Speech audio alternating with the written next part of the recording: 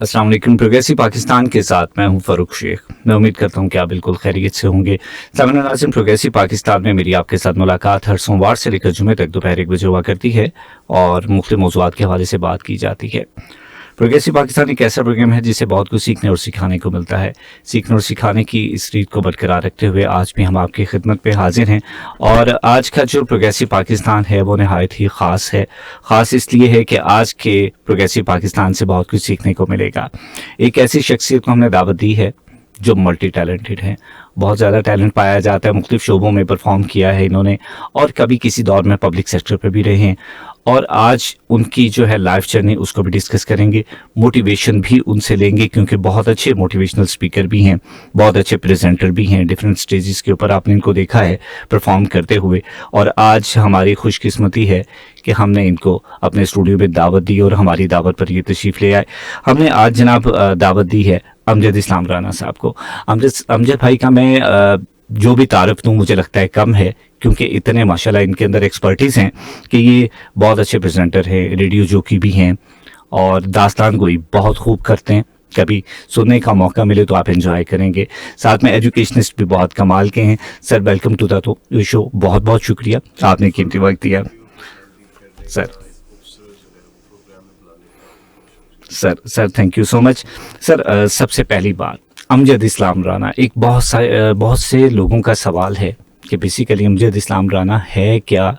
Presenter है, educationist है, motivational speaker है, तो सर क्या है और आपको क्या लगता है कि क्या होना चाहिए था? देखिए फरूख भाई, इंसान सारी जिंदगी अपनी खोज में लगा देता है। एक ही जिंदगी मिलती है और इसी जिंदगी में इंसान अपनी ही तलाश में अपना सारा जो है वो समय बिता जाता है। मैं समझता हूँ कि मैं एक आर्टिस्ट हूँ। ठीक है। और आर्टिस्ट जो होता है ना वो कैसे कहते हैं कि वो अपनी डोमेन्स अपनी सोच को थोड़ा सा जो है वो मुनफरिद रखता है दूसरों से। और वो फिर आर्टिस्ट जो होता है वो कुछ थोड़ा सा यूनिक भी होता है, कुछ थोड़ा सा डिफरेंट होता है।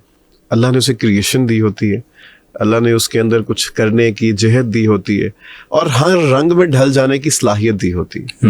तो मैं समझता हूँ कि मैं एक आर्टिस्ट हूँ और आर्टिस्ट की जो उसकी जो पूरे पैराए हैं उनको पूरा करते करते मैं यहाँ तक पहुँचा। वाह, बहुत खूब। सर आपका पैशन बचपन से एक ड्रीम होता है कि यार मैं कुछ ये करूंगा। मैं जीऊं हजारों साल। बहुत खूब, जबरदस्त। एक जिंदगी नहीं जीना चाहता मैं, साल लोगों के दिलों में जिंदा रहना। वाह, बहुत खूब। बड़ी खूबसूरत विषय। और जो बचपन में अक्सर ये होता है कि हम आर्टिस्ट को देखते हैं, टीवी स्टार्स को देखते हैं, फिल्म स्टार को देखते हैं, कोई एक इंस्पिरेशन बनती है। तो आपकी आवाज़ की दुनिया के साथ बहुत गहरा ताल्लुक रहा। इंस्पिरेशन क्या थी? ज़िया मोइनुद्दीन। क्या बात है, बहुत खूब। एक बहुत मैं बचपन में जब देखा करता था अनायत सेन भट्टी साहब को, दिलदार भट्टी साहब को, मोइन अख्तर को, तो मोहम्मद कवी का और तलत हुसैन हुआ करते थे। तो आवाज़ की दुनिया बेसिकली सारे रेडियो से थे। इन सब की जो फर्स्ट जर्नी थी वो रेडियो था। बिल्कुल। तो मैंने भी रेडियो से ही इसका आगाज़ किया। ठीक है। और ज़िया मोइनुद्दीन साहब, अल्लाह उनको दर्जात बुलंद करे, बहुत बड़ा नाम थे पाकिस्तान का। अब जब मैं रिसेंटली दुबई था तो जावेद अख्तर के साथ मेरा प्रोग्राम था जी टीवी के लिए, तो मैं दास्तान गोई कर रहा था। जब मैं उतरा हूँ, दास्तान गोई करके बैठा हूँ उनके साथ आके, उन्होंने मुझे हक किया और मुझे कहा कि मुझे ज़िया मोइनुद्दीन के बाद को दूसरी आवाज़ समझ में आई पाकिस्तान। क्या बात है। मेरे लिए इससे बड़ी एजाज़ की बात हो क्या हो सकती है। उन्होंने मुझे उनके साथ कहीं जोड़ ही दिया। बिल्कुल सही है, बिल्कुल सही है। बड़ी खूबसूरती है कि हम दुनिया में कहीं भी जाते हैं, हमारे जो बड़े हैं उनकी पहचान के साथ पहचाने जाते हैं। ये बड़ी खूबसूरती है। Sir through the career different phases में रहे, पब्लिक सेक्टर में भी रहे, कभी फिर प्राइवेट सेक्टर में आ गए और बड़ा लोगों का ड्रीम होता है कि हमें पब्लिक जॉब होनी चाहिए हमारी। आपने पब्लिक को छोड़ दिया, क्या कहानी थी इसके पीछे? एक्चुअली जब कह दिया कि आर्टिस्ट हूँ तो आर्टिस्ट परिंदों की तरह जिंदगी गुजारते, पाबंदी नहीं ले सकते। ठीक है। हालांकि मैं बड़ी अच्छी एक आइकॉनिक पोस्ट पे था, personal staff officer to the chief of staff. तो ये इस तरह की पोस्ट जो है वो तो वैसे ख्वाब होती है लोगों के लिए। और मैंने 8 साल उसमें सर्व किया, मैंने बड़ी खिदमत की उस डिपार्टमेंट की, मैंने उसमें नजर आया हूँ। 8 साल में छुपाबाद नहीं था, बैक बेंचर नहीं था, सही, I was a front warrior, और मैंने बड़ी खिदमत है मेरी डिपार्टमेंट के लिए, डिपार्टमेंट ने मुझे बड़े सर्टिफिकेट से नवाजा, but I was feeling that कि I am misfit in this uniform. Literature का बंदा, और फिर आवाज की दुनिया से ताल्लुक था, रेडियो पे मैं फिर बोल नहीं पाता था जैसे मुझे बोलना चाहिए था, मुझे पाबंदियां थी, मैं बाउंड्रीज में रहता था, बड़ा कुछ मुझे फेस करना पड़ता था। तो मैं समझता था कि अल्लाह ने मुझे एक सलाहियत दी है बोलने की, लिखने की, और उसको फिर एक्ट करने की भी। तो ये यूनिफॉर्म मुझे डिस्टर्ब कर रही है। सही है। वो मुझे मेरे मकसद से, जो रब ने मुझे जिस मकसद के लिए दुनिया में भेजा, मेरा मकसद मैं समझता था कि मैं इस्लाह के लिए निकला हूँ, कि मैं कुछ कर सकूं, कुछ लोगों के लिए, लोगों के दिलों में बस सकूं। सही। तो जो मेरा ख्वाब था हजारों साल जीने का, तो वो कहीं भी फुलफिल होता नजर नहीं आ रहा था। क्योंकि डिपार्टमेंटल लाइफ में आप बड़ी एक रिजर्व सी स्टेट पे चले जाते हैं, उससे आगे आपकी कोई जिंदगी नहीं होती। Then I have to resign. तो पब्लिक जॉब के आगे आपका पैशन आड़े आ गया। बिल्कुल सही है सर। कम्युनिकेशन एक बेसिक टूल है जब भी हम डिलीवर करते हैं, और हम शुरू से देखते आ रहे हैं, और हम आप जैसे हमारे जो दोस्त हैं उनसे बहुत कुछ सीखते भी आ रहे हैं कि जब भी हम प्रेजेंट करते हैं कि कम्युनिकेशन तो बुनियादी है। और आजकल के बच्चों में कम्युनिकेशन या लर्निंग को देखते हुए आप क्या समझते हैं कि हमारे पास लर्निंग का वो प्लेटफॉर्म्स अवेलेबल हैं जहाँ से हम सीखते आ रहे थे, या तो अब डायरेक्ट सोशल मीडिया ने कैप्चर कर लिया सारा कुछ? नहीं, अब कंसिस्टेंसी जो होती है ना, वो तो नहीं है। ओके, ठीक है। कोई कंसिस्टेंट नहीं हो पा रहा, वेरिएशंस बहुत आ गई हैं, वैरायटीज बहुत आ गई हैं, और लोग शॉर्ट टेम्परामेंट का जो है वो शिकार हो गए। अब कोई मेहनत नहीं करना चाहता। अब होता क्या है कि एक दोस्त है, बड़े प्यारे, बड़े फेमस हैं आजकल, मेरे साथ ही रेडियो शुरू किया था आजकल, वो एक फैसलाबाद से फनी प्रोग्राम कर रहे हैं, और इजाज राना, उनका एक जुमला मुझे बड़ा खूबसूरत लगा। इधर वो इंटरव्यू दे रहे थे किसी को, तो मैं ऐसे ही सुन रहा था कि किसी ने पूछा कि जी मैं भी यूट्यूब बनाना, प्रोग्राम करना चाहता हूँ, रिकॉर्डिंग करना चाहता हूँ, मैं चैनल बनाना चाहता हूँ, सही, तो मुझे को टॉपिक दे। कहता जिस तरह की मर्जी चवले मारे, आप अपने जैसे लोग नहीं। बिल्कुल सही है सर। ये जुमला जो था ना, वो शायद उसने बोल दिया ऐसे ही मजाक की सूरत में, मगर सर उसमें मैंने उसे थोड़ा सा उस पर तहकीक की, तो सर सच साबित हुआ। सर अच्छा। कुछ भी करते हैं, यानी ना उसका कोई सर है, ना कोई मुंह है, ना कोई धड़ है, सर वो हिट है। बिल्कुल सही। सर पता नहीं क्या है, लोग क्या चाहते हैं, लोग मजाक चीजों को जो है वो उठा के कहीं पहुंचा देते हैं। एग्जैक्टली। अगला बंदा जो है वो बाद में स्टक होकर रह जाता है, बाजू तक किसी की एक वीडियो से वायरल कर जाता है। बिल्कुल बिल्कुल। उसके पास कंटेंट ही नहीं होता कि मैं आगे करूं क्या। बिल्कुल सही। तो बस ये एक शॉर्ट टाइम फेम की तलाश लोगों ने शुरू कर दी हुई है, प्रोडक्टिविटी खत्म हो गई है फरूख भाई, अब ना वो मेहनत नहीं करते लोग। अच्छा, आपने भी एक जुमला बोला है कि लोगों का पता नहीं कि लोग चाहते क्या है। अब हमें ये नहीं समझ आती, कभी हमें लगता था कि शायद हम जब कोई चीज़ डिलीवर करते हैं, प्रोड्यूस करते हैं लोगों के लिए, तो इख्तियार हमारे पास है, हम लोगों को जो दिखाना चाहेंगे हम दिखा देंगे। अब आप अगर ये कह रहे हैं कि लोगों का पता नहीं कि लोग क्या चाहते हैं, तो क्या हम कंफ्यूज हैं कि हम क्या बनाएंगे, या लोग कंफ्यूज हैं कि हमें क्या मिलेगा देखने को?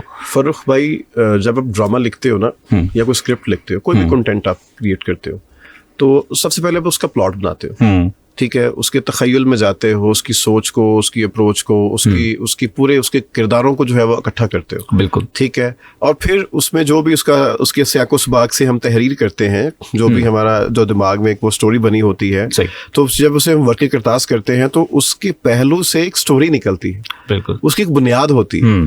तो जब तक आप किसी भी शोबा में, किसी भी पहलू में उसका पूरा प्लॉट नहीं बनाएंगे, जिंदगी को लेके चलने का भी तो एक प्लॉट है ना। बिल्कुल। जिंदगी भी तो एक पूरी दास्तान है, पूरी कहानी है, पूरा एक आपके किरदार है, कहीं आप बाप हैं, कहीं बेटा है, कहीं भाई हैं, कहीं दोस्त हैं, कहीं बिजनेसमैन है, कहीं पे आरजे हैं। बिल्कुल ठीक है, कहीं कुछ है।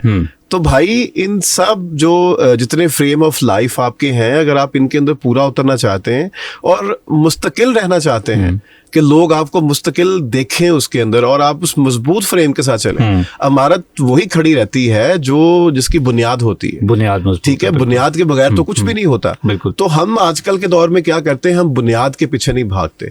हम समझते हैं कि हम रातों रात जो है ना, हमें फेम मिल जाए, ठीक है, और अगले दिन क्या करना है वो हमें नहीं पता। बिल्कुल। वो हमें आज की जनरेशन क्या कर रही है, बिल्कुल ऐसे ही। ठीक है। आप देखिए सड़कों के ऊपर वो ऐसे जैसे इंसान, मैं सोच रहा था ये की कर दे पहले, इतना आम हो गया सर, जब मर्जी जहां मर्जी हम कैमरा हाँ जी, ओपन कैमरा करेंगे और उठा- बना लेंगे उसको। अफसोस वाली बात है ये। और क्या कर रहे हैं जी, वॉक कर रहे हैं जी, म्यूजिक के पीछे वॉक की जा रही है। What the hell is going on यार, ये क्या फेम ले रहे हो आप लोग? बिल्कुल ठीक है, कोई प्रोडक्टिविटी पे काम करो, कुछ लिखो, कुछ क्रिएट करो, ताकि वो एक जिंदगी लेके बैठ सके। आपकी वॉक किसने देखनी है? बिल्कुल बिल्कुल ऐसे ही है। सर सोशल मीडिया ने क्या एक्सपर्टीज को पीछे छोड़ दिया है या क्रिएटिविटी को पीछे छोड़ दिया है? जैसे अभी आप जिक्र करें कि अब क्रिएटिविटी कम दिखती है, हमें लगता है कि शायद हम कॉपी पेस्ट के ऊपर ज़्यादा काम करते हैं, हम उस कंटेंट के ऊपर देखते हैं जो ट्रेंडिंग में है, उसके ऊपर काम करेंगे जो वायरल हो रहा है। हमारी अपनी क्रिएशन कहाँ पे है, हमारी अपनी आइडियोलॉजी कहाँ पे है? आप कुछ अच्छा करना चाहते हैं, आप नहीं करेंगे, क्यों नहीं करेंगे? कि इसको सुनेगा कौन? तो उसके ऊपर कैसे काम किया जा सकता है? क्रिएटिविटी कहाँ से आएगी अगर हम जस्ट फॉलो करते जाएंगे, कॉपी पेस्ट करते जाएंगे? सर एआई आ गया। मैं दुबई था जब, तो वहाँ पे वो पाकिस्तान से बहुत आगे बैठा हुआ, तो मैं कोई दोस्तों के साथ बैठना शुरू कर दिया वहाँ पे। सही। चूँकि मैं लिटरेचर से बेस कर रहा था, मुझे काफ़ी दोस्त मुझे मिले जो इंडिया से, बाकी जो उर्दू ज़ुबानी उर्दू और पंजाबी को समझते थे। तो इंडियंस को मैंने जब एक चीज़ में देखा ना जी, मैं अफसोस के साथ नहीं, मैं बड़े जो है वो कहूँगा इस चीज़ को कि वो लोग हमसे आगे क्यों निकले एजुकेशन के अंदर। सर वो लोग इतने डेडिकेटेड हैं, इतनी डेडिकेसी दिखाते हैं अपने हर काम के अंदर कि सर जुनून की हद तक। एक ड्रामा था, सोलो परफॉर्मेंस थी एक, और हम सब ने मिलके वो उसे जो है वो डिज़ाइन किया था। उसकी डायरेक्शन में, उसके सारे में कुछ मेरा भी कुछ हाथ था। स्क्रिप्ट बड़ा अच्छा था, इंडियन ने लिखा था एक ने, और इंडियन मुस्लिम लड़की ने परफॉर्म करना था। अच्छा सर उन लोगों की डेडिकेशन क्या थी? एक टेबल पड़ा हुआ सेट के ऊपर, ठीक है, और उसके ऊपर अभी कोई शॉल नहीं है, वो वैसे ही उसने रख दिया, और शॉल स्क्रिप्ट में भी नहीं है, ठीक है, और जो प्रॉप्स होती है स्टेज की उसमें भी नहीं है। ठीक। डायरेक्टर ने वो जब स्टेज पे वो देखा, वो टेबल देखा, सर उसे कहा कि मैं उस वक्त ड्रामा स्टार्ट नहीं करूंगा जब तक इसके ऊपर वो शॉल नहीं आ जाएगी। अच्छा, वाह सर। ये उन लोगों की डेडिकेशन है। वो आईटी में इतना आगे जा चुके होंगे कि वो बार बार सर एआई का सहारा लेते हैं। Sir AI basically latest version है हमारी जिंदगी के अंदर। एक ऐसा उस्ताद मिल गया हमें कि सर मैं रात को अभी एक स्क्रिप्ट लिख रहा था, ठीक है, और मैंने स्क्रिप्ट को जो है वो जब मैंने कन्वर्ट किया उसके अंदर, मैंने कहा मुझे मोर ऑप्शंस दो, ठीक है। सर मुझे मेरे स्क्रिप्ट को उसने इतना खूबसूरत निखार के मेरे सामने पेश कर दिया सर कि शायद मैं भी उसे नहीं लिख सकता था। इट मीन्स के सर आपको सोशल मीडिया यूटिलाइजेशन आ जाए तो आप पहले से कहीं ज्यादा काम कर सकते हैं, मगर हम काम नहीं करना चाहते। हम उसको कंटेंट नहीं प्रोवाइड करते कि भाई मैं क्या चाहता हूं, वो तो एक बहुत बड़ा समंदर है। हम उससे बेसिकली यूटिलाइजेशन ही हमारी नहीं है, हमें पता ही नहीं how to utilize AI, how to utilize ChatGPT, how to utilize the other gadgets there, ठीक है। वो तरस रहे हैं कि पाकिस्तानी हमें इस्तेमाल करें। बिल्कुल, ठीक है, जिद्दत है ना सर, जिद्दत है बिल्कुल। अच्छा, जैसे भी आप कह रहे हैं ना कि टेक्नोलॉजी मौजूद है, एआई है, गैजेट्स हैं, सब कुछ है, लेकिन उसके बावजूद हमें ये नहीं पता कि हमने इस्तेमाल कैसे करना है। इसका मतलब ये कि हमारे पास लर्निंग के लिए प्रॉपर पाथवे नहीं है, हमने जाना किस रास्ते से। ये भी एक इशू है हमारे पास इस्तेमाल। मगर नहीं, ये चीजें एआई ने बहुत आसान कर दी हैं। सर आप उसे खुद कमांड देते हो, वो तो खुद कहता है मैं आपका उस्ताद हूं, मुझे बताओ मुझसे क्या सीखना चाहते हो। सही। वो तो एक बहुत बड़ा समंदर है। आप कोई भी कमांड देते हो सर, वो आपको उसी लाइन में ले जाता है और उसके ऊपर वो आपको चलाना शुरू कर देता है। सर अब तो मैं समझता हूँ कि जैसे हम पहले रेडियो प्रोग्राम्स किया करते थे, किताबें पढ़ा करते थे। बिल्कुल। जैसे मैं मेरे पास एक बैग होता था जिसपे मैंने 6 से 7 किताबें रखी होती थी, हर वक्त वो मेरे साथ कैरी करता था बैग को। क्या कि मैं जब भी प्रोग्राम में बैठना है, कहीं मुझे अगर फरागत मिलनी है, तो मैंने 1-2 गजल्स या कोई ना कोई मोटिवेशनल चंक्स मैंने पढ़ लेने, ठीक है। और मैं एक वक्त था मेरे कमरे में किताबों के सिवा कुछ भी नहीं होता था, ठीक है। मेरे बिस्तर के ऊपर, मेरे बेड के ऊपर किताबें होती थी, मैं उनके साथ ही जो है वो मेरे मुंह पे है, तो मैं सो रहा हूँ, पढ़ते पढ़ते ही सो गया हूँ।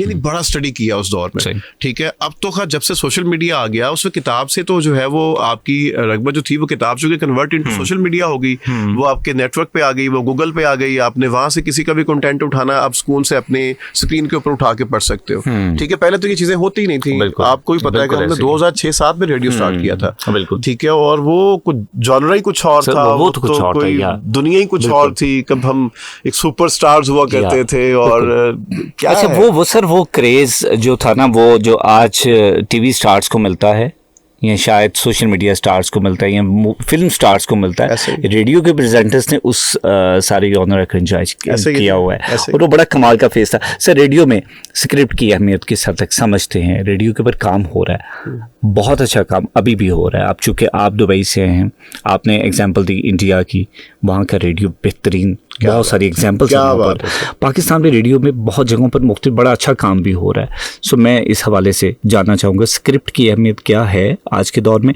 या फिर जिस तरीके से हम FM के ऊपर ट्रांसफॉर्म किए हैं, हम जो मर्जी करते जाएंगे, जो मर्जी बोलते जाएंगे, वो मानी रखेगा? सर देखें, स्क्रिप्ट के बगैर तो कुछ भी नहीं है। हम दोनों आपस में गुफ्तगू भी करें तो भी हमारा प्लॉट होना चाहिए, बिल्कुल कुछ ना कुछ जो है वो उसकी हमारा उसका कोई ना कोई तो उसका मौजू होना चाहिए, बिल्कुल। तो वरना बेहंगम गुफ्तगू से क्या फायदा? बिल्कुल ठीक है, वो कहीं से हम टांग पकड़ेंगे, कहीं से हम हाथ पकड़ेंगे, बाजू पकड़ेंगे, तो वो खूबसूरती नहीं आएगी। ठीक है, खूबसूरती तो किसी भी चीज की है सर, प्लॉट से होती है। प्लॉट से, तो प्लॉट बहुत इंपॉर्टेंट चीज है, इसके बगैर सर आपका जो है वो कुछ भी आप नहीं कर सकते। रेडियो तो एक उस्ताद है सर, इससे तो आप सीखते हैं, इसने तो आपको बड़ों बड़ों को नाम दिया है। बल्कि जब टीवी शुरू हुआ सर, सब इसकी बुनियाद ही पाकिस्तान में रेडियो से है। बिल्कुल सही। ठीक है, जितने भी आप जो है वो प्रोग्राम्स देखें, उठा के उनकी हिस्ट्री देखें हमारे सीनियर्स की, वो सब रेडियो से निकल के आए थे। बिल्कुल ठीक है, क्योंकि सबसे आवाज का ताल्लुक था, आवाज के साथ फिर इंसान जो है वो अपनी जो है जिहत में जाता है, तो फिर सब कुछ खुल के रख देता सारा कुछ। सब बड़े बड़े नाम रेडियो से है, और स्क्रिप्ट राइटर्स जो हैं उनकी अहमियत भी हमें पता चलना शुरू हुई। रेडियो, फिर पाकिस्तान टेलीविजन, बड़े बड़े नाम थे, और आहिस्ता आहिस्ता स्क्रिप्ट राइटिंग जो है सर वो भी मान पड़ गई। ऐसे कि आज के दौर में आपको ढूंढना पड़ता है कि अच्छा राइटर भी आपके पास होना चाहिए। मैं अक्सर जब कभी मौका मिले मुझे स्क्रिप्ट के ऊपर बात करने की या कंटेंट के ऊपर बात करने से, या हमारे बड़े कोई साथ बैठे हों, तो मैं लास्ट में डिस्कस करता हूँ कि सर ऐसा क्या हुआ कि हमने हमारी जो बेस थी उसको छोड़ना शुरू कर दिया, खोना शुरू कर दिया। क्या हमारी नेग्लिजेंस है, या फिर हमने कुछ रिप्लेसमेंट में कुछ ऐसा हासिल कर लिया कि हमने पीछे पलट के देखा ही नहीं? सर बात ये है कि दौर बहुत एडवांस हो गया। हम खुद मेहनत करने की बजाय ना किसी की मेहनत को देख लेते हैं और उसे एंजॉय करते हैं और आगे निकल जाते हैं। मेरे दोस्त हैं फयाज माही, आपने जानते होंगे, नॉवेलिस्ट है। जी जी। अभी रिसेंटली भी मैं फेसबुक पे देख रहा था, उनका एक और नॉवल जो है वो इख्तिताम पजीर हुआ। तो स्ट्रगल है उस बंदे की जिंदगी में। सही। ठीक है, हमारे मुल्क में बेसिकली किसी भी इस तरह की जो आर्टिस्ट कम्युनिटी है उनको अप्रिशिएट नहीं किया जाता। सबसे बड़ा जो प्रॉब्लम है, ठीक है, हमारी काउंसिल्स जो है वो नहीं हमें अप्रिशिएट करती। बिल्कुल। अब आर्ट्स काउंसिल्स क्यों बनी होती है हमारे सारे जिला के अंदर? इतनी खूबसूरत इमारतें बनी हुई हैं, हमारे शहर की इमारत जो है वो बहरान पड़ी। बिल्कुल। उनकी लोकल अपनी जो उनकी अफसरान की आपस की पॉलिटिक्स है, उसने उस इमारत का बेड़ा गर्क कर दिया। बिल्कुल। कभी हम वहां पे जाते थे तो हमें सुकून मिलता था, अब जाते हैं तो हमें वहशत मिलती है। क्यों? इधर कोई एक बात कर रहा है, उधर कोई और बात कर रहा है, उसका ना वो उसकी तबाही का सबसे बड़ा जो जाता है क्रेडिट जाता है वो उसकी मैनेजमेंट को जाता है। उसको ये सिर्फ एक आर्ट्स काउंसिल की कहानी नहीं है सर। देखिए, जब आपकी गवर्नमेंट ही आपको सपोर्ट नहीं करेगी सर, आप लिख रहे हैं, आपको परफॉर्म करने का मौका ही ना कहीं मिले। बिल्कुल। वो किताब लिखने का फायदा वो किसी रद्दी के टोकरे में जाके रहेगी, ठीक है, तो फिर आप क्या करेंगे सर? उन कागजों का क्या करेंगे? उन दास्तानों को क्या करेंगे जब कोई देखने वाला नहीं, कोई सुनने वाला नहीं, कब उनको अप्रिशिएट करने वाला नहीं? सर मुझे ड्रामा किए हुए आर्ट्स काउंसिल के अंदर कम से कम 4 साल हो गए, 4 साल से ऊपर हो गए। ठीक है, कोविड से बल्कि पहले मैंने ड्रामा किया था। क्यों नहीं कर पा रहा है? क्योंकि सर काउंसिल अब हमें फैसिलिटेट नहीं करता, एनवायरनमेंट नहीं वो मिल रहा, नहीं वो फैसिलिटेट ही नहीं करता अब। अच्छा, वो कहते हैं भाई पहले पैसा लेके आओ फिर ड्रामा करो, हमें हॉल का रेंट पे करो। कमर्शियल हो गया ना। देखिए, अब पहले तो ये नहीं होती चीजें। फिर आर्टिस्ट कहाँ जाए भाई? वो पहले तो वो ड्रामा लिखे, फिर उसकी डायरेक्शन भी करे, फिर उसके ऊपर उसके जो है वो प्रॉप्स वगैरह भी परचेज करे, फिर आर्टिस्टों को भी मीट करे, उनको भी डील करे, और 1 महीना 1.5-2 महीने मेहनत करे। उसके बाद फिर जहाँ पे परफॉर्म करना काउंसिल का और लोगों को एंटरटेन करना फ्री में, तो उस काउंसिल के हॉल के भी पैसे चार्ज करे, वो भी पे करे आपको। इसका मतलब आर्टिस्ट तो डिसहार्ड हो जाएगा। ठीक है, अब यूनिवर्सिटीज हैं और कॉलेजेस हैं, ये अपने तौर पे इनका एक चल रहा है, और वो मैं समझता हूँ कि वो एक अच्छी खुश आइन चीज है। जैसा कि आपकी टफ में बिल्कुल होती है, बड़ा अच्छा आपने एक हॉल बनाया हुआ है, उसके अंदर बड़े अच्छे प्रोग्राम्स होते हैं, बच्चे उसमें बड़ी क्रिएटिविटी लेके आते हैं, और आपका तो एक पहचान बन गई हुई ना इस चीज को लेके। तो ये चीजें हैं, थिएटर पे या स्क्रिप्ट पे अभी बहुत काम किया जा सकता है। इंडियंस इस पे बहुत आगे निकल गए हैं। इंडियंस ने नेटफ्लिक्स को जिस खूबसूरती से संभाला दिया हुआ है, आप आप बिल्कुल। देखिए सर, वो लोग क्रिएटिविटी, पता क्या बात ये है कि आपको अप्रिसिएशन मिलती है। एप्रिसिएशन क्या सबसे बड़ी बात है कि आपको कोई दाद दे, आपको चले आपके कंधे पे हाथ रख के यही कह दे कि यार बल्ले बल्ले भाई, बल्ले बल्ले, बहुत अच्छा हो गया। एप्रिसिएशन निखार देती है आपको। आप अगर चूक वही कर नहीं है तो फिर क्या है यार? बिल्कुल सही, पैसा बहुत सब कुछ नहीं है इसके अंदर। आर्टिस्ट को चाहिए होती है सिर्फ एक स्टैंडिंग ओवेशन चाहिए होती है, या बिल्कुल। आपकी आंखों में एक चमक चाहिए होती है, और वही उसकी खुराक है। वाह। हम वही नहीं पूरी करते। क्या जबरदस्त फयाज बात। माही जैसे लोग रुलते फिर रहे हैं, ठीक है, उनको उसके घर का किचन चलना मुश्किल है, सही। किताबों से क्या मिलेगा? अब तो महज नहीं होता, हमें आर्टिस्ट को संभालना है। इंडिया ने संभाला है आर्टिस्ट कम्युनिटी को, तो वो कहाँ पहुंच गया? बिल्कुल। और हम अपने आर्टिस्ट को धक्के देते हैं, हम उसे अजीबोगरीब अल्फाज देते हैं, हम कहते हैं कि ये वो है, ये वो है, ये वो है। तो आर्टिस्ट को सर फिर मुझे लगता है कि अगर ऐसी सिचुएशन है तो उसके बाद गिला तो बनता नहीं है किसी से, क्योंकि हम ही अपनी तबाही का खुद ही शिकार हो रहे हैं, हम खुद ही जिम्मेदार हैं, तो किसी को क्या कहेंगे? हो सकता है किसी हद तक। तो जनाब, मोटिवेशन के हवाले से और बहुत कुछ मीडिया के हवाले से, स्क्रिप्टिंग के हवाले से जान रहे हैं। हमारे साथ मौजूद हैं अमजद इस्लाम राना। यहाँ पर एक शॉर्ट ब्रेक ले रहा हूँ, ब्रेक से वापस आएंगे, गुफ्तगू को जारी रखेंगे। इस दौरान आप मेरे साथ रब्ता करेंगे 0334 19 66 9 66 पर। सो कहीं जाइएगा मत, मिलते हैं इस शॉर्ट ब्रेक के बाद।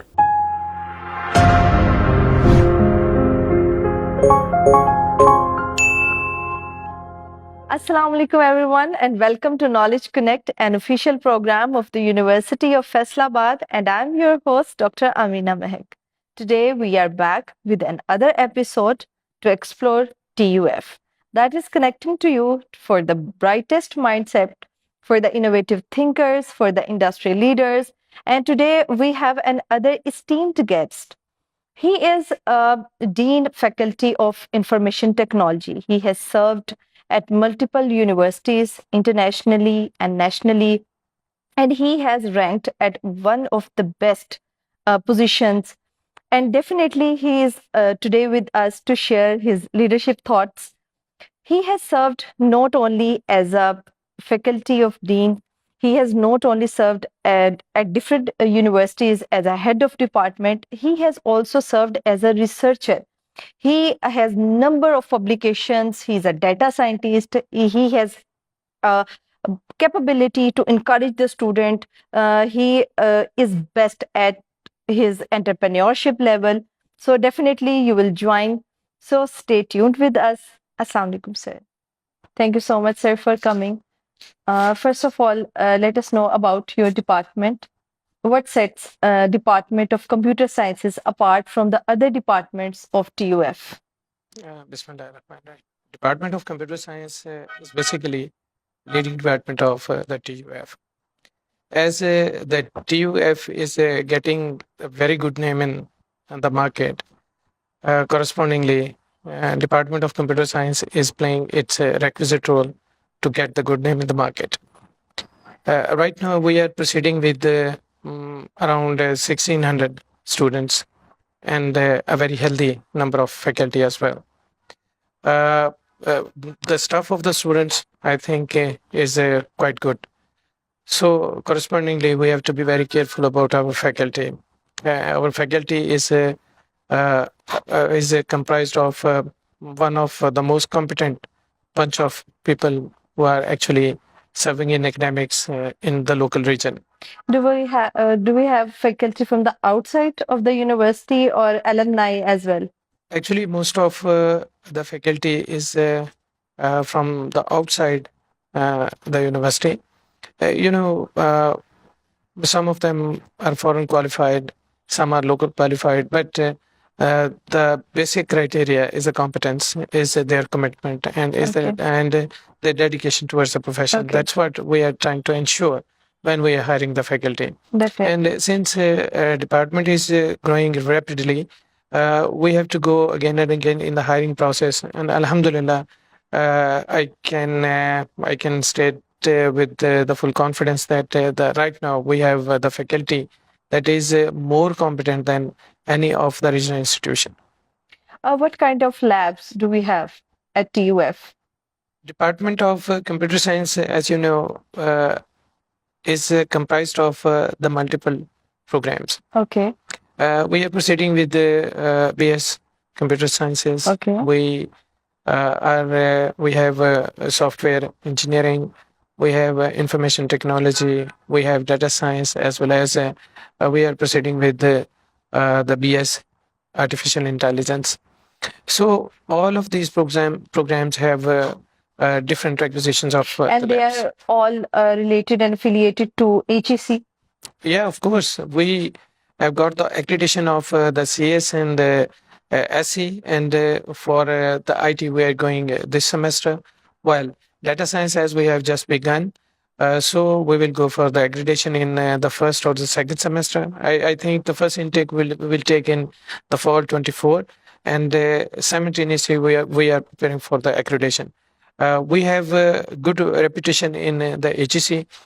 One thing I must mention that we went for the accreditation of the CS and SC, PSCS and Okay. SC, and Alhamdulillah, we got the accreditation for the last 3 batches, and it rarely happens. At least in this region, it has never happened again. Happened before. How do you engage your students from the theoretical to the practical? Yes, it's a very good question, especially as far as the domain of the IT and computer science is concerned. It is, I think, the fundamental sort of question. Yes. We are, I mean, specifically aligned with the curriculum provided by the HEC. Number one. Number two, we have a very close eye over the international emergencies. I mean, the different developments which are happening inside the curriculums of the IT related domains and the programs. Keeping in view, we actually induct all those changes, all those moderations, all those developments in our curriculum, and you can easily imagine the way we proceed from this statement that for the during the last 2 years we have gone through the curriculum revision more than I mean 4 or 5 times. It is so frequent. I don't think it happens so frequently in the rest of the institutions.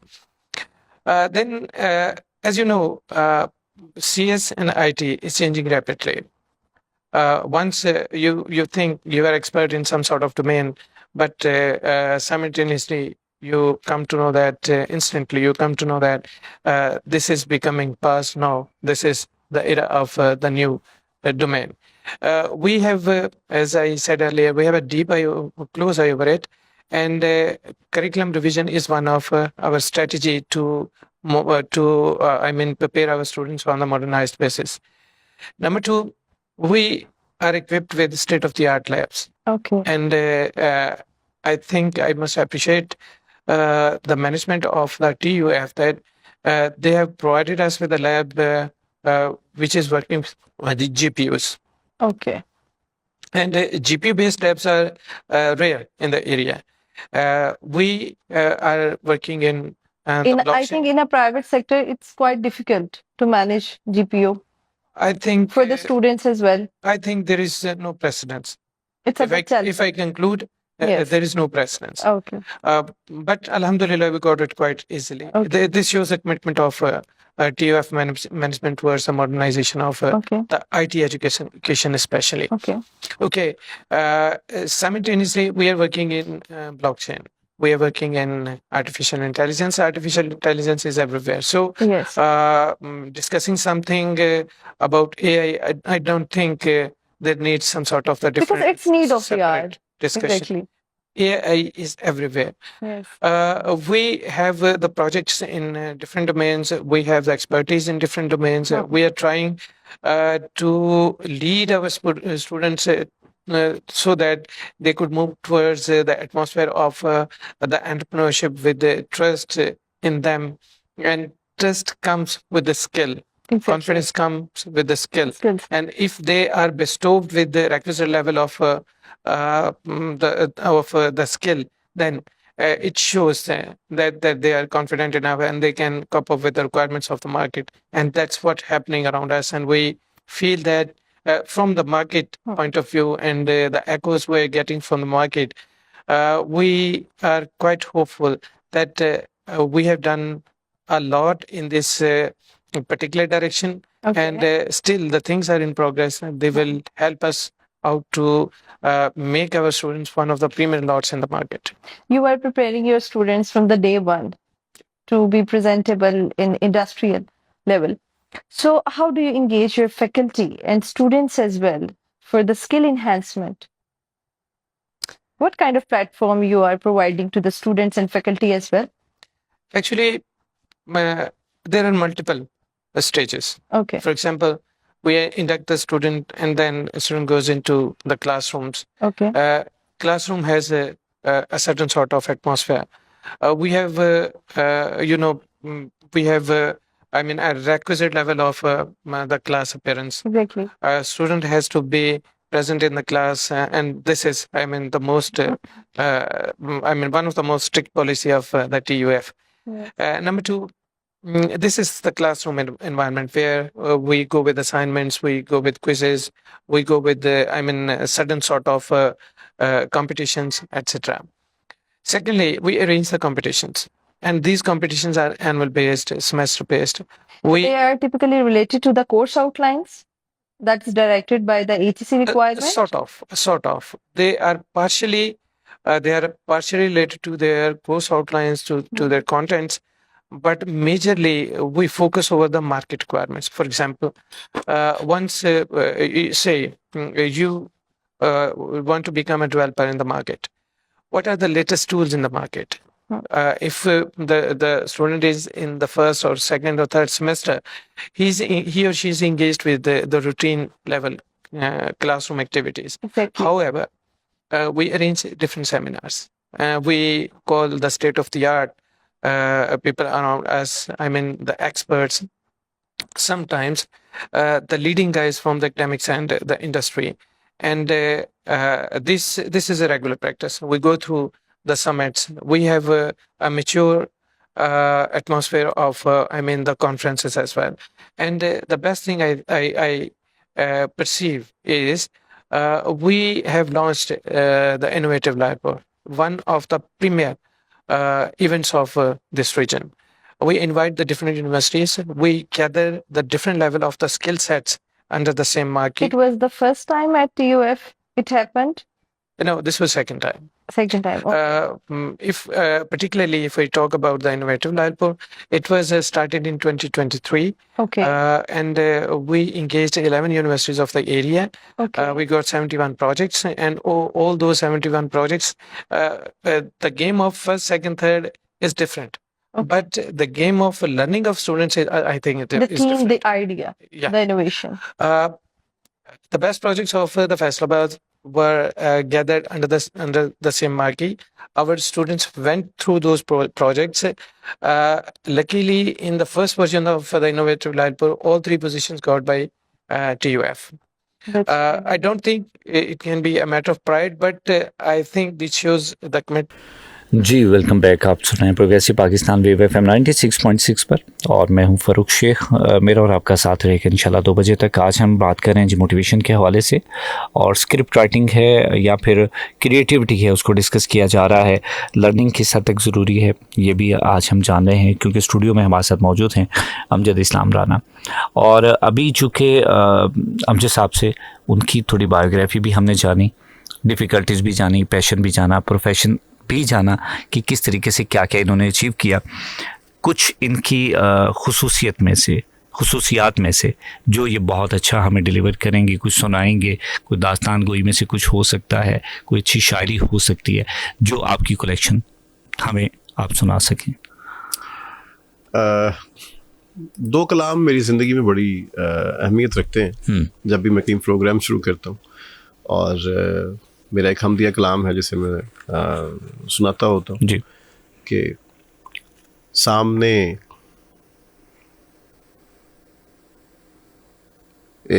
से पहले मैं कुछ और आपको add करता हूँ। जी फर्रुख, एक गज़ल है और एक हमद है, और इसकी डिविजन्स के अंदर ना ज़िंदगी का एक पूरा एक समझ लें कि एक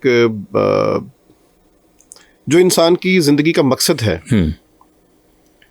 और जो इंसान का मकसद होना चाहिए, सही, जिसे कह सकते हैं कि हम दुनिया में आते क्यों हैं। तो आप जब ये कलाम सुनेंगे तो आप मान जाएंगे कि हाँ, हम दुनिया में इसी मकसद के लिए आए। कहता कि अंधे ख्वाबों को असूलों का तराजू दे दे। वाह। अंधे ख्वाबों को उसूलों का तराजू दे दे। मेरे मालिक मुझे जज्बात पे काबू दे दे। वाह, क्या बात है, क्या बात, बहुत खूब। अंधे ख्वाबों को उसूलों का तराजू दे दे, मेरे मेरे मालिक मालिक मुझे जज्बात पे काबू दे दे। वाह, और मैं समंदर भी किसी गैर के हाथों से ना लूं। हाँ, मैं समंदर भी किसी गैर के हाथों से ना लूं। वाह, एक कतरा भी समंदर है अगर तू दे दे। वाह है, क्या बात है, क्या बात, बहुत खूब। और सबके दुख दर्द सिमट जाए मेरे सीने में। वाह, सबके दुख दर्द सिमट जाए मेरे सीने में। वाह, बांट दे सब में हंसी, ला मुझे आंसू दे दे। वाह है, क्या बात है, क्या बात है। बांट दे सब में हंसी, ला मुझे आंसू दे दे, आंसू दे दे। वाह, इंसान बेसिकली इसके ऊपर मैं गुफ्तगू का आगाज कुछ यूं करता होता हूँ फरूक भाई, कि जब इंसान अपनी पैदाइश देख लेता है ना, और फिर जब वो बड़ा होकर सुनता है कि मैं अशरफुल मखलूकात हूँ और मेरी इतनी औकात नहीं है कि मैं जब पैदा होता हूँ तो मैं किसी की मदद के बगैर जिंदा ही नहीं रह सकता। बिल्कुल, बहुत अच्छी बात, Survive बहुत ज़्यादा नहीं कर मुमकिन नहीं है। ना मैं फीड कर सकता हूँ, ना मैं अपनी शिट साफ कर सकता हूँ, मैं तो कुछ भी नहीं कर सकता। बिल्कुल, मैं तो बड़ा बेचारा हूँ, मैं अशरफुल मखलूकात। या अल्लाह ताला की ज़ात बेसिकली आपको एक मैसेज देती है कि मैंने तुझे किसी की मदद के लिए बनाया, मैंने तुझे एक मुआशरा बनाने के लिए बनाया, मैंने तुझे एक जो है वो मुनज़्ज़म एक जो है तरतीब दी है कि तुम किसी की मदद के बगैर कहीं पे सरवाइव ही नहीं कर सकते, तो तुम्हें मिल के रहना है। कितना खूबसूरत। स्टिल डेजिग्नेटेड आप अशरफुल मखलूकात और हैं। फिर हैं भी अशरफुल या। मखलूकात, जबकि जब तमाम मखलूकात जो हैं वो उनके ऊपर ये ना पाबंदियां हैं और ना ही उनको ये जो है वो आजिज़ी दी गई है, जो आजिज़ी इंसान को दी जाती है। ये उजज़ ही इंसान की सबसे पहली सीढ़ी है जिंदगी की, कि वो किसी की मदद के बगैर सरवाइव ही नहीं कर सकता। वो कोई भी रिश्ता हो, को आया हो, माँ हो, बहन हो, भाई हो, कोई भी दूसरा होगा, कोई इंसान ही तो परवान चढ़ सकता है, अदरवाइज वो वाह, सरवाइव ही नहीं कर सकता। तो ये सबसे पहला जो है वो इंसान का इर्तिकाई जो मराहल बहुत खूब, बहुत ठीक है। और इस पे इंसान को सोचना चाहिए। नहीं, जो बहुत इंसान बहुत अपनी इब्तिदा देख ले, वो कहता है ना उसमें मैं खत्म हो जाएगी। जो इंसान अपनी इब्तिदा देख लेगा वो मैं मार देगा, उसकी मैं मर जाती है, खुद ही मर जाएगी, मारनी नहीं पड़ेगी उसको। बिल्कुल से, बहुत खूबसूरत सर। आपकी बात में एक बड़ा खूबसूरत पैगाम भी है और मोटिवेशन भी है। सो मैं ये आपसे जानना चाहूँगा कि मोटिवेशन है क्या? आजकल जो मोटिवेशन दी जा रही है, क्या वाकई मोटिवेशन है?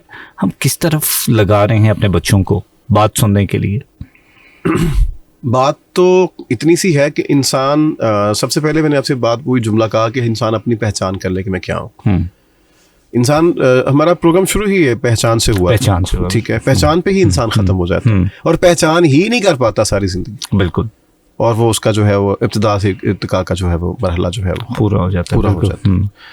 तो आते हुए अज़ां हुई, जाते हुए नमाज। वाह, इतने कलील वक्त में आए और चलेगी। वाह, और यही तो जिंदगी है इंसान। जितना वक्फा नमाज अजान और नमाज में है, इतना ही तो हमारी जिंदगी का वक्फा है। बिल्कुल ऐसे ही, ठीक है। और यही अगर वक्फा समझ लें कि हम जब मस्जिद में बैठे होते हैं, हम हुजू में होते हैं, जब अजान होती है तो उसमें मस्जिद में जो नमाज की वक्फ का टाइम होता है, जिसमें हम इंतजार करते हैं कि वो उसका टाइम गुजर जाए, तो फिर हम क्या करते हैं, खुजू में होते हैं, सुकून में होते हैं, बिल्कुल ठहराव में होते हैं, फोकस्ड होते हैं, ठीक है। वहां वो हर बार हमें मैसेज दे रहा है दिन में 5 दफा कि तुम्हें करना क्या है, जस्ट बी फोकस्ड, अपने ठहराव में रहो, बाकी मामला मुझ पे छोड़ दो। बिल्कुल सही। मगर हम उस ठहराव में, उस सुकून में खुद ही नहीं आना चाहते।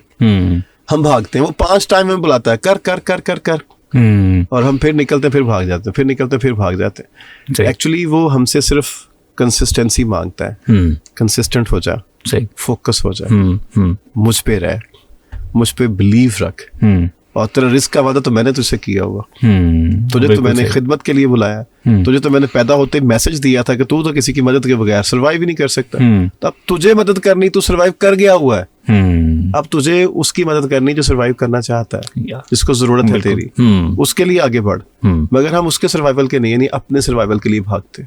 हम अपनी लाइन चेंज कर जाते हैं। That is the motive. या अच्छा, मैंने एक ऐसी ना नौजवान से मुलाकात हुई, उससे बात हुई इसी तरह, तो बात चल पड़ी मोटिवेशन के हवाले से कि यार आप लोग मोटिवेशन लेते हैं, तो उन्होंने कहा जी कामयाबी ये है जिस तरीके से हमें बताई जाती है कि बहुत सारा पैसा है, गाड़ी है, बंगला है, तो सब वो फलां शख्स कामयाब हो चुका है, ये स्टैंडर्ड है। तो मैंने उससे उसकी राय जानना चाहिए। मैंने कहा आपको क्या लगता है कि कामयाबी, आप भी ऐसी कामयाबी चाहेंगे? तो उसने बड़ा अच्छा, मुझे उसका जवाब अच्छा लगा। उसने कहा सर कामयाबी मेरे ख्याल से ये होनी चाहिए कि अल्लाह ताला मुझे इतना दे दे या इतना नवाज दे कि मैं उसकी मखलूक की खिदमत कर सकूं, फिर मुझे लगेगा कि शायद मुझे कामयाबी मिल रही है। ये भी खुदगर्जी का एक पहलू हो सकता है, और ये भी उसने मांगा तो अपने अंदाज से है उससे।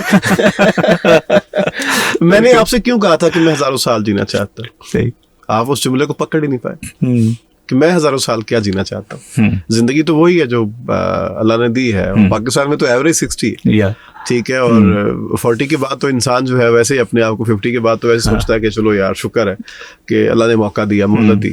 देखिए फरूख भाई, इंसान दुनिया में आता है ना, तो वो अपनी जो उसकी जिंदगी है ना, जो उसके अल्लाह ने दी है, वो उसे गुजार गया। उसने को पहाड़ नहीं गुजार दिए, बिल्कुल, उसने को तीर नहीं मार। सर देखिए, इंसान वही जिंदा रहता है जो दिलों में जिंदा रहता है, जो नस्लें याद रखें, और कोई ऐसा इंसान हो जिसको वो कुछ ऐसा काम करके जाए जो इंसानियत के लिए हो, कुछ बहुत बड़ा हो, कि जिसे रजिस्टर्ड किया जाए, सही, जिसे लिखा जाए, जिसे सराहा जाए, और उसी कोशिश में, उसी जुस्तजू के अंदर ही जो है ना वो जिंदगी गुजर रही है। तो मुझे बड़ा यकीन है अपने परवरदिगार पे। मैंने कोविड में बड़ा बुरा वक्त देखा। मेरी वालदा, मेरा भाई एक ही दिन में, एक ही महीने में उन दोनों की डेथ हुई कोविड से, और मैं ही था उनको उनकी सारी केयर टेक के अंदर। और डॉक्टर्स मुझे कहते थे कि तुम्हें कोविड हो गया अमजद, तो शायद तुम चंद दिन भी ना गुजार सको, क्योंकि मेरा इम्यून सिस्टम बहुत ज़्यादा डाउन हो चुका हुआ था। मैं पिछले यानी कि 40 डेज से मुसलसल हॉस्पिटलाइज था उनके साथ, और बड़ा ज़्यादा सो नहीं पा रहा था, रेस्टलेस था। और भाई की जब डेथ हुई है तो ज़्यादा मेरे पर बर्डन था उस वक्त, बहुत ज़्यादा प्रेशर था। वालदा की डेथ हो चुकी हुई थी, वालदा से बहुत अटैचमेंट थी, सारा दिन गिरिया करते रहना, रोते रहना हॉस्पिटल में, तो इम्यून सिस्टम मेरा बहुत डाउन हो चुका हुआ था। अच्छा, मुझे यकीन था मैं नहीं मरूंगा। सही, मैं कोरोना वार्ड के अंदर था भाई के साथ, ठीक है, आईसीयू वार्ड के अंदर, जहाँ पे थे ही कोविड पेशेंट्स। उस हॉस्पिटल में और कोई था ही नहीं, सिर्फ मौत थी, और मैं जिंदा था। मुझे डॉक्टर ने कहा, तो मैंने उसे कहा, मैंने कहा मैं नहीं मर सकता, ये मेरी बात लिख लेना। दुनिया की हर बीमारी तुम्हारे मेरे पास से होकर जाएगी, मेरे अंदर से भी होकर जा सकती है, मुझे मार नहीं सकती। तुम्हारा इतना बिलीव क्यों है? मैंने कहा जो उसने मुझे ख्वाब दिखाए ना वो पूरे नहीं हुए अभी। उसने मुझे ख्वाब दिखाए, उसने दिखाए हैं, मैंने देखे थोड़ी हैं। सही है, बिल्कुल सही। तो उसने दिखाए हैं ना, तो वो भी पूरे नहीं हुए। सही और है। वो कहता है कि मैं तुझे तेरे गुमान तक पहचानता हूँ, मैं तुझे दिखाता हूँ, मैं तुझे पूरा करता हूँ, फिर तुझे लेके जाता हूँ। तो मैंने कहा दुनिया के हैं वो, उसने मुझे दुनिया में दिखाए हुए हैं, बिल्कुल मैंने देखे हुए हैं। तो मुझे ऐसे इस तरह की डिजीज में मार नहीं सकता। बिल्कुल सही। सर वही हुई, भाई तो नहीं मैं बचा सका, मगर ये कि सर उस बीमारी से, उस वबा से, जो 2 दफा मेरी बॉडी से होके गई, उसने मेरा कुछ नहीं बिगाड़ा, और मैं जीता उससे।